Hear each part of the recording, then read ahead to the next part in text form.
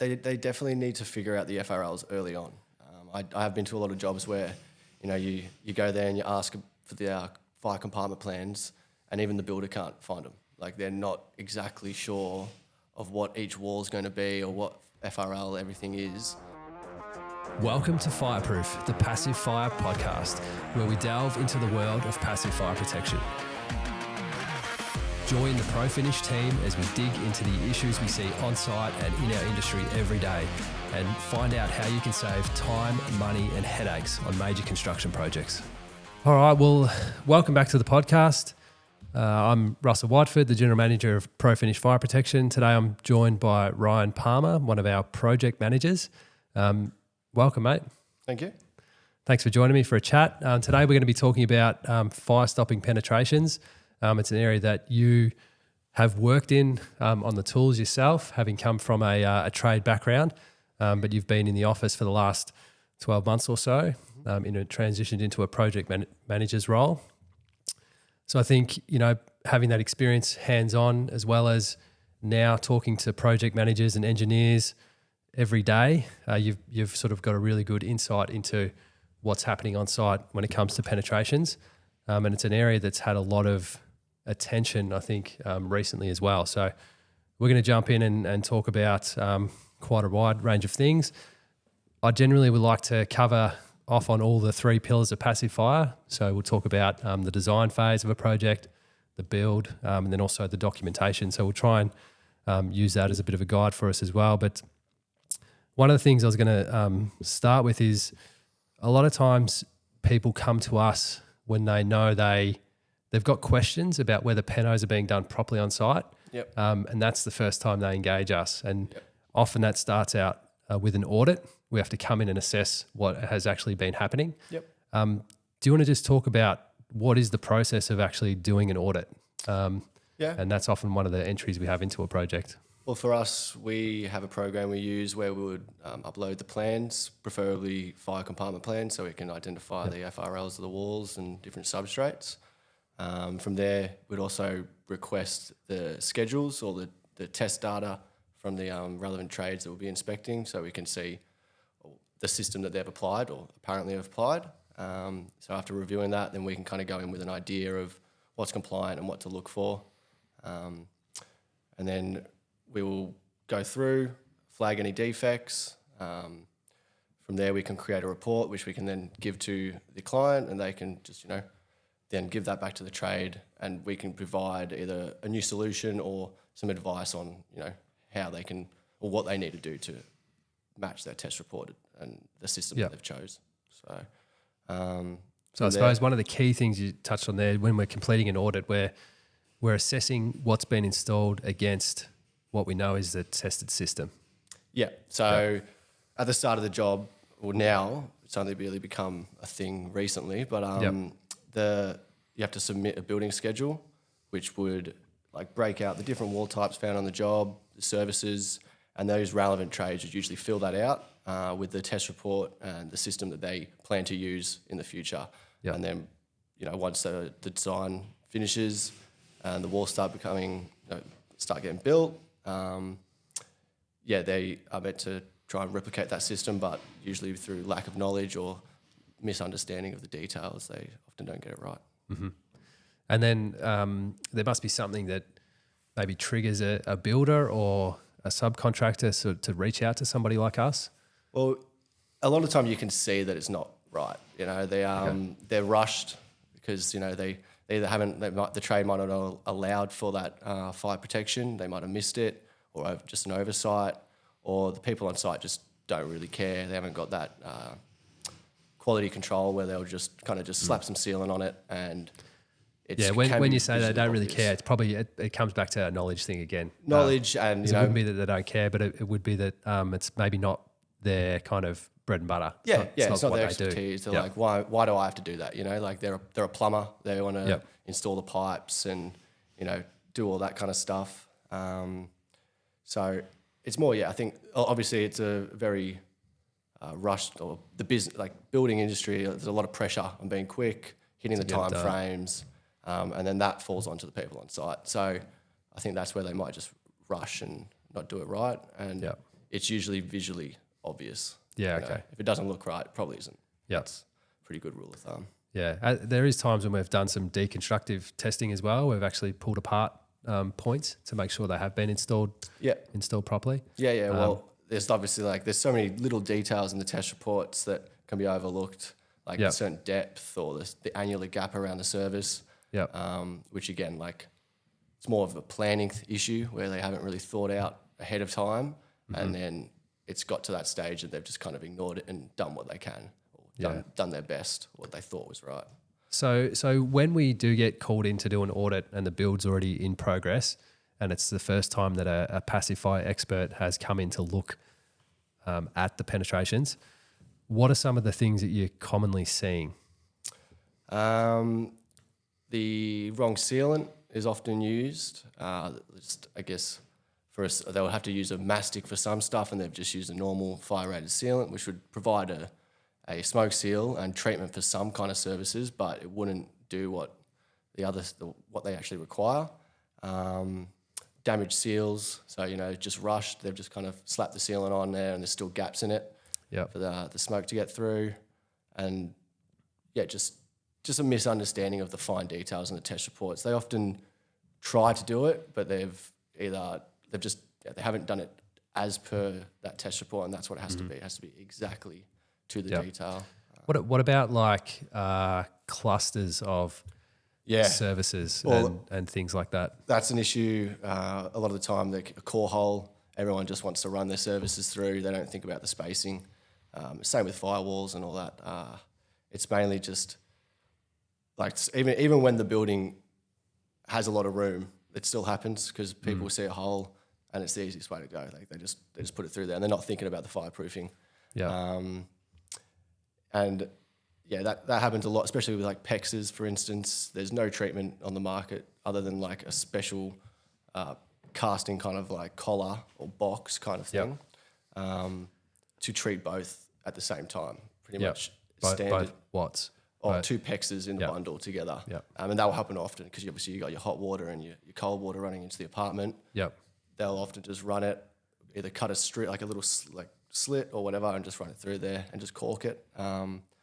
So a lot of, not enough space between the services.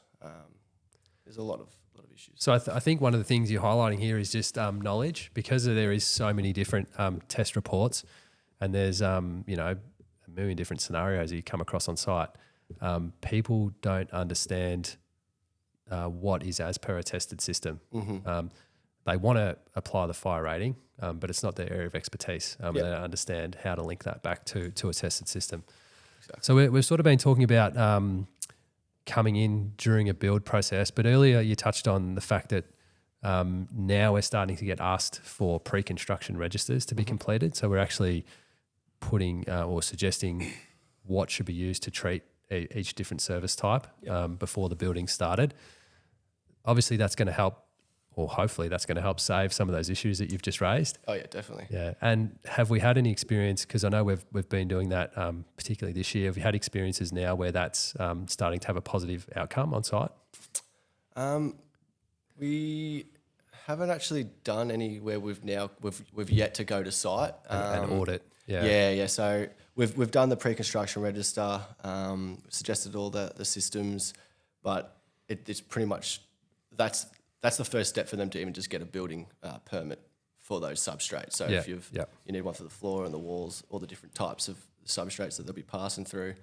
So it's pretty early on. Yeah. So a lot of the pre-construction registers we've done has been in a sort of building permit phase. So and we haven't gotten to site yet for those projects. 100%, yeah. It's been only really the last 6 or so months. So there are a few big ones that will be coming up where I think we'll see it have a huge difference, I do think. Especially because it puts the onus back onto the trade.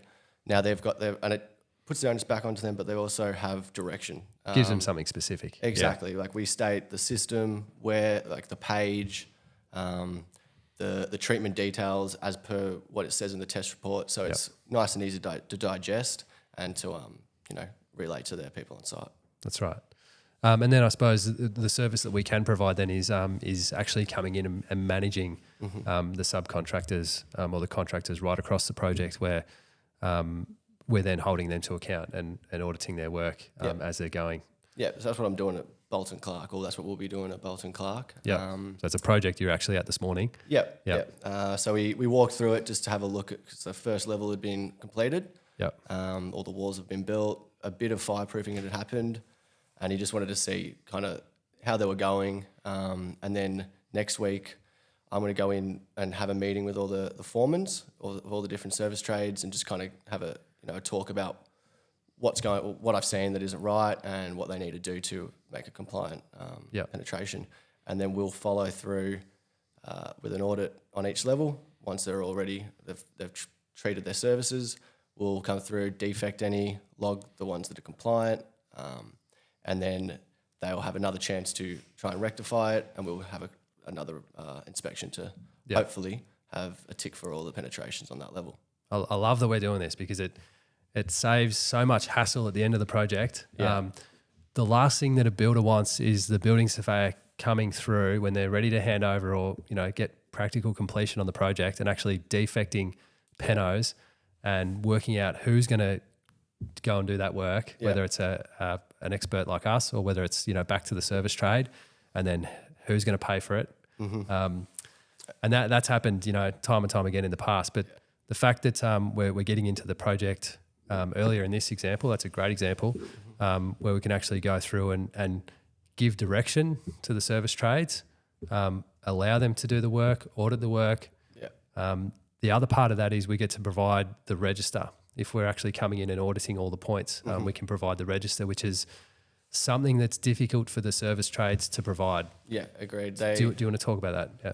Well, it's very similar. Like the register is in essence an updated version of the pre-construction register. So at the end, we'll have all the penetrations, and then if there's any variance where they've had to use a new system and that's come up, that will get added into the schedule, and it allows the building surveyor not to have to go through 10 different schedules and 10 different reports with all the penetrations. Rather, he just has one. It's clearly like all the same format, easy to understand, and it's just I think a much safer option because you could get to the end of the job and you're handing over your schedules, and that building surveyor's then reviewing it and picks up that you've chosen the wrong system and actually doesn't work for that wall type. Now there's a huge issue. Like by that stage, it's almost handover. So ceilings are up. And, that's a lot of work to get back into those little spaces, isn't it? That happened at the previous Bolton Clark. Like the amount of holes we cut into ceilings just to get access to things because, just the oversight early on. Just obviously why they have engaged us now not to. Yeah, which is great. I mean, and that's part of the reason why we're having these conversations is we want to educate our field because it creates a better outcome. Better outcome for the service trades, a better outcome for the builder, better outcome for us, a better outcome for the building surveyor. And at the end of the day, like we're avoiding time delays or additional costs on projects. And even things that it's very easy for a service trade to ignore stuff and possibly not even like miss stuff or, just kind of hide things. Whereas we're professional, we're coming in, we're going to make sure that we've got all the penetrations, everything is going to be compliant and nothing's going to be swept under the rug. Because I feel like that can happen accidentally or maybe on purpose just because, they did get so far into the build and now they've realised, oh no, we've been doing the wrong thing. And they don't want to go to the builder and say, hey, we're going to have to cut holes in every single room. So I think it's definitely worth having a professional person oversight. And engaged early in the project. Yeah. So we mentioned about the register.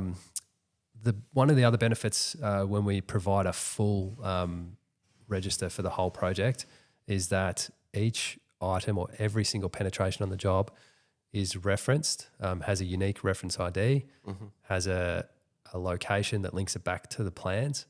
And that's something that someone like us, a passive fire company is going to be able to provide that a service trade may not be able to provide. What's the benefit, I suppose, to the builder? Well, every year, as per the NCC, your building once it's complete, has to have a inspection of the fire penetrations, the fire compliance of sorts, so even fire doors. And to be able to have this report with all the locations, all the test data, Yep. easily digestible in one place for those inspections, it's obviously a huge benefit rather than if there's no locations or you're kind of just guessing where it is. It just says room number or something like that. Yeah, you're going looking for them. Yeah. So I guess that's a benefit for the building occupier or owner, for the builder for the period of time that they're going to be liable. But moving forward, it's going to be a big benefit for whoever owns or occupies that building. Yeah, yeah. And of course, like even for the builder, then they don't have to chase up 8-10 different schedules. There's one person they can rely on. Yeah. And it's a for safe sure. option. You mentioned before just about changes that happened, over the last 6 months. If we talk specifically around project documentation, what are some of the things that building surveyors are asking us for now? Because I know that at the end of a project, a client wants their certificates, they want their register, they want everything that we're going to provide them when we do a handover. Yep. I know that you've been getting a lot of things come back to you where building surveyors are asking for more detail, and that's been a recent thing. Yep. So can you tell us over the last 6 months, what are we being asked to provide? Well, they are asking us to do a lot more of the work for them now. So they want their very specific detail. So originally, you'd have your different profiles, which would be assigned to different penetrations, and then that schedule would show that profile with a test report and the system inside the test report. But Just elaborate on what a profile is. So that's the profile is part of the app that we use where we add the plans digitally. We'd create a point, which would then you'd assign a profile to, which would be data cable bundle up to 50 mil through concrete floor, seal, and then we would know that I would know, and other people would know on the field would know that it would be a penetration through the concrete floor, and we would know the seal that we would need to do because we've got that information. So the profile basically gives you all the details of what the service is, up to what hole size, et cetera, and what treatment's going to be provided. Yeah, the substrate, the different type of treatment that you'll do. So it might be a collar or a seal. And then from that profile, we spit out an Excel spreadsheet that has all those profiles, and then we have to fill that out for the schedule, for the RBS. The wall type, so the minimum size that's allowed, the required treatment, so what type of seal it is, the depth of the seal, if it's a wrap or a collar, what type of fixings need to be used, and then it'll go down to which test report, the page number, and then the actual system itself, where it'd be like a V11 or something like that. So that's probably one of the key things you're saying has changed over the last 6 months? Yeah, they want specific substrate to be the minimum size of the substrate, because each test report has maybe 100 mil thick concrete slab or 200 mil thick concrete slab, and if it's tested on 200 mil thick concrete slab, you have to also have it passing through a 200 mil thick concrete slab to be able to apply that test report, and they want to be able to see that all in the schedule. Rather than, we just say, here's the test report, V11, go find it, and then you can confirm it. Now they want all that information that's within that in that test report stated for that system. Yeah, I mean, that sounds pretty complex. Yeah, it's a lot of work. Oh yeah. Yeah. And I think that's, one of the reasons why the documentation side of this has a cost as well that people don't quite understand. Mm-hmm. Yeah. And you've got to have all time those, that goes into it. For sure. And you've got to have all those test reports on hand as well, or else you've got to then go to all the suppliers, and it's a lot of work, but it's valuable. That's right. I mean, it's a lot of work because it's a big risk. Mm-hmm. And if something's not done right, and that becomes the reason why a fire spreads within a building, it could be catastrophic. Exactly. So I guess, if we're going to wrap up shortly, I just want to ask, using the 3 pillars of passive fire protection, so design, build, and documentation, what advice would you have for somebody who's in each stage? right now, so of a project. So, and you can apply this to the builder or to the subcontractor if you like. I think, you'll have things that come to mind that are relevant, that are current in the industry. So, thinking about the design phase, what advice do you have for somebody who's in that phase right now? You want to definitely design how the services are going to be penetrating through the firewalls. So that would obviously avoid the issue of separation. We were saying before, everything going through one hole. They have to be aware of that early on so that they allow for it. Either if it's above an apartment, there's enough room between there for those services to pass that are needed to enter. And I would also say,